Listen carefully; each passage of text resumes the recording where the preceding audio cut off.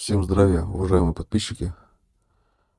Сегодня я хотел бы обратиться к вам и задать такой вопрос.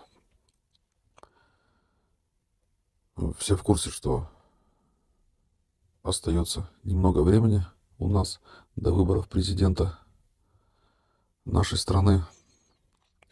И у меня вопрос следующего характера. Напишите в комментариях, у кого какие планы, именно на избирательном участке, что касается выборов.